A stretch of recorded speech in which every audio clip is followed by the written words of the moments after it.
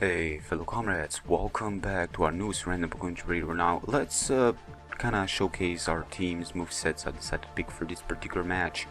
Blazing requested Bandit Mamo, sounds okay. El Capitan requested a more special oriented with close combat Stealth Rock Cavalion. You know, I kinda like special attackers. Major Maru abusing our burden, very boosting, amazing speed stuff and so forth. We're gonna see how that one's gonna turn out. Who said Pi requests a more of a standard Quagsire, but you know, standard stuff to balance stuff out, it's okay. Foes on light screen, Scizor sounded very nice because I appreciate the special defense this team sorta lacks, and the Potita, a cleric, a Lapras with death metal. So let's get right into this match itself. My opponent here leads with Parasect. I'm gonna lead with my Cavalion. Now no, Stealth Rocks are going to be quite important as an early hazard.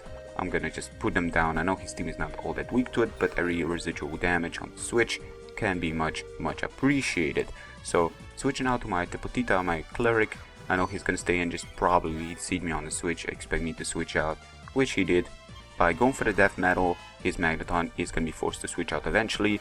That is not gonna be happening any day soon, but eventually it will, because that Magneton unfortunately prefers Beeper. Hey, to each its own. Unfortunately, Death Metal is not for him, because if he does not switch out, let's just say he's gonna get slaughtered. But for now, he's gonna go for the hidden power. I know for a fact he's probably gonna overpredict, so I'm gonna take this opportunity to wake up my Cavalion and proceed to go forth.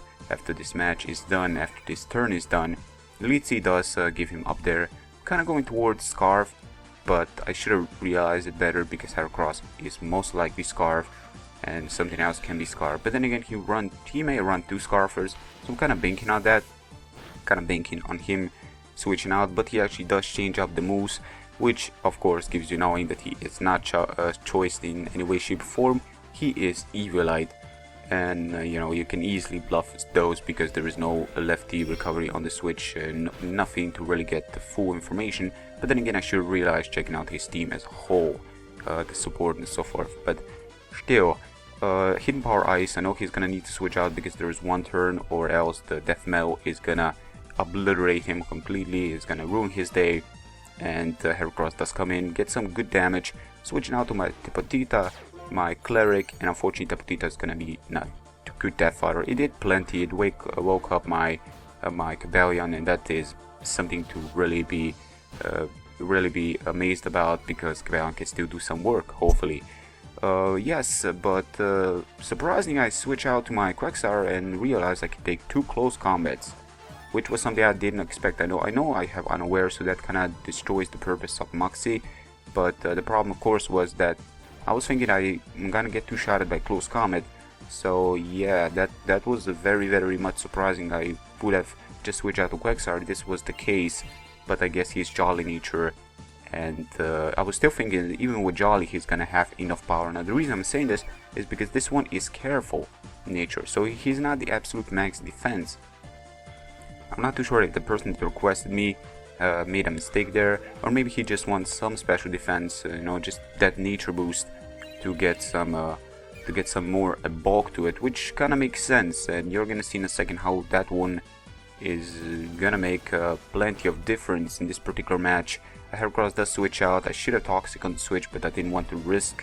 I was trying to stall him a little bit to where Ice Shard from majority of my guys can probably take him down. Actually, Ice Shard and Bullet Punch from Scizor, all the priority that is needed in order to handle Keldeo is a major pain.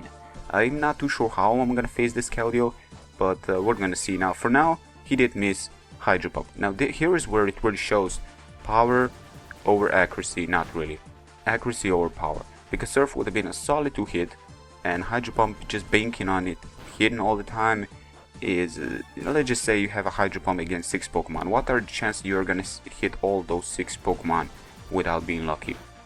Yeah, exactly. Now Surf, of course, you know, Hydro Pump does pack punch, but it's still a 2-shot, so here is where it really shows accuracy over power. But then again, it is situational, it depends on luck, and I was lucky enough to get some extra damage with Earthquake, which was very much important. Switching out to Scizor to get the light screen up, so his Hydro Pump is not gonna take down my Exceligor, which is actually my next plan. But At the same time, I know for a fact he's gonna switch out. I want to force this Keldeo to switch out because Stealth Rocks are important.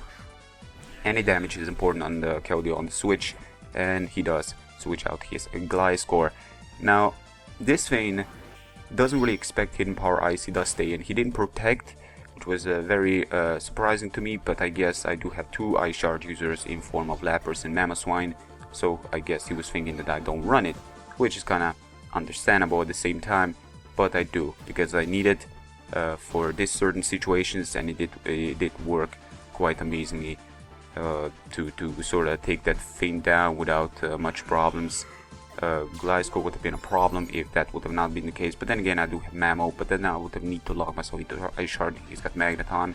That's probably still gonna happen, but for now I'm gonna switch out to Scizor, and here is where I believe very close I'm gonna start to slow down the video. Yeah, Fozon is gonna get close combat. I was thinking that Bullet Punch would have been a good option, but then again he can switch out to Magneton. The thing is, I don't really have anything to hit Magneton at that particular moment of time. My opponent doesn't realize that I literally have nothing to hit that Magneton. I have Sword Dance, Bullet Punch, Roost and Light Screen. That's right, I have absolutely nothing to hit that Magneton. But luckily my opponent still doesn't see that coming, and here's where the element of surprise really does show how important it is when you're facing some good players. This guy does switch out to Keldeo again. He switches out to Keldeo, I guess on one side expecting to survive the Ice Shard, on the next side thinking that I am not choiced.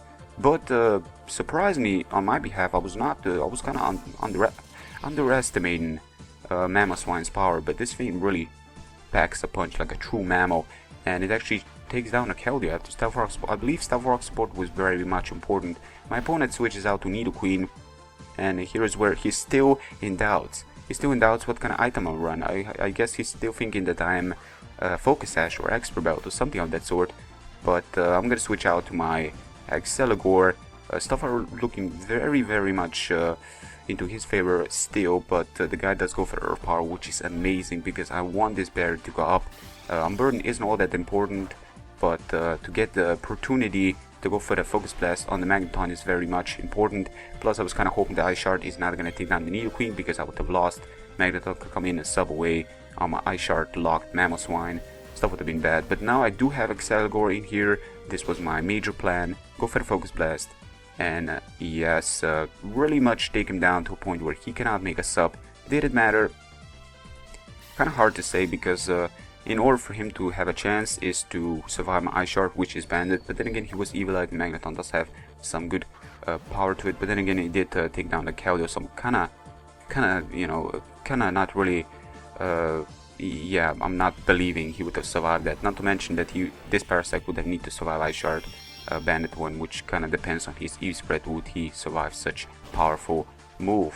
You see how much he did against Nidoqueen, and that was the game. Now I must admit that my opponent here was a hard one, because if he would have realized what my item was on my Mamoswine very early in the game, get the knowledge, then he could have easily play around it, just switch out to Magneton, make a sub, and pretty much ruin my day. Like, he had so many opportunities to completely destroy my team, but luckily he was a little bit off on the prediction part, and it worked into my favor. But nevertheless, good game to my opponent here.